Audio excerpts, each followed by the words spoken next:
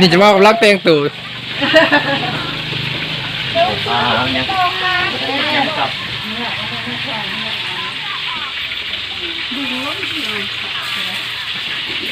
อยู่บ้านรอเนาะสิไปอันซึ่งเคย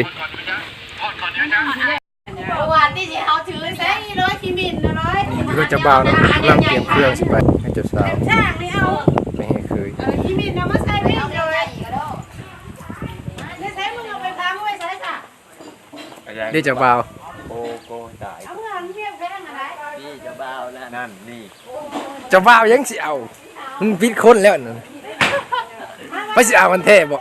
พูดคนไอ้พวกนั้นไม่ถือบ่จังปิดจะบ้าจะบ้าจะบ้า2 คนบอกว่าเช่าลาดซิวลงไม่รถมาชนเน่าไหมคนด่าผู้ด่าลาย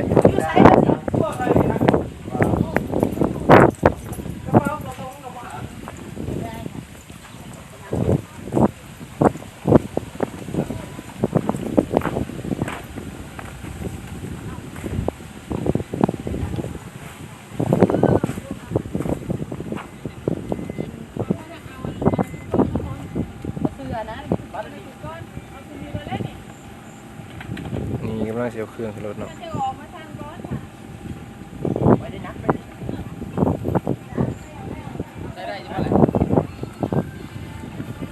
คิวจักบ่เหรอ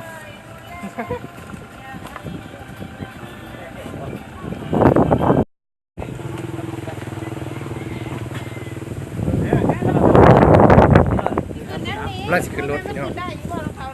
สุดเคย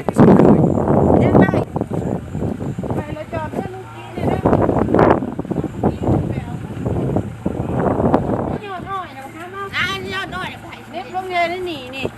ไอ้นี่ตัวเราใหญ่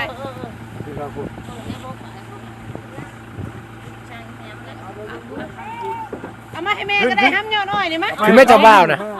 เอาข้าวห่มบ่มันสิบ่นี่จะบ้าคนรอนะกำลังขึ้นรถมันฮัก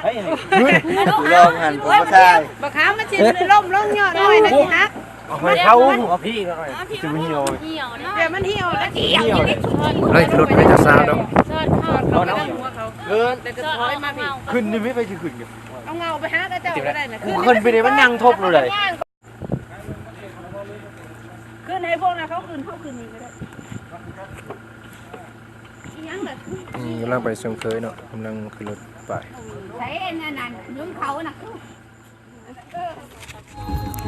ตอนนี้ว่าขี่รถเนาะทางก็สิขี่พุ่นจะน้อยเนาะคุ้มก็สิหลายเนาะพอทางมันนอก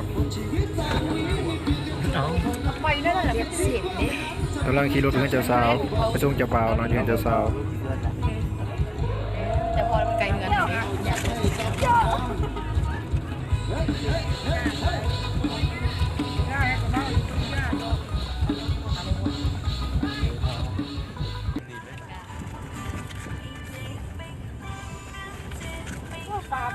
บอลของน้ำเมียวก็ได้เจ้าโอ้ยแล้วก็ออกขับอยู่ดี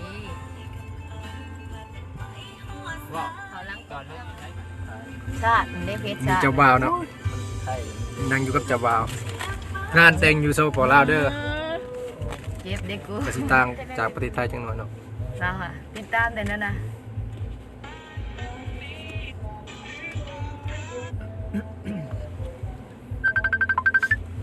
ห้องสุดอยู่ฮอตแล้วพี่น้องฮอตแล้วตอนนี้ฮอตงานดอกแล้วเนาะตอนนี้เขาก็อยู่งานดอกกำลังฮอตนี่แม่นรถเจ้าบ่าวเนาะรถทั้งทีมงานเจ้าบ่าวกำลังเอาเทนเจ้าสาวแต่ว่าท่านในข่าวเนาะไปเครื่องไปคล้องเลยโอ้ยเดี๋ยวเผานี่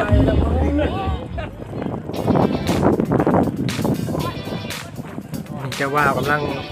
นุ่งยังวะนุ่งสูงโมเมนต์ได้ว่า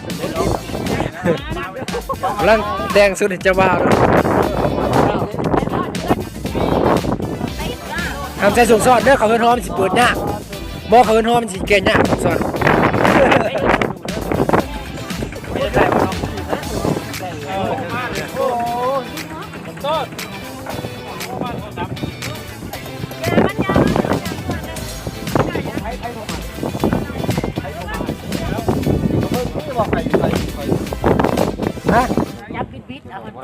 เป็นบ่ อันนี้จังหวะ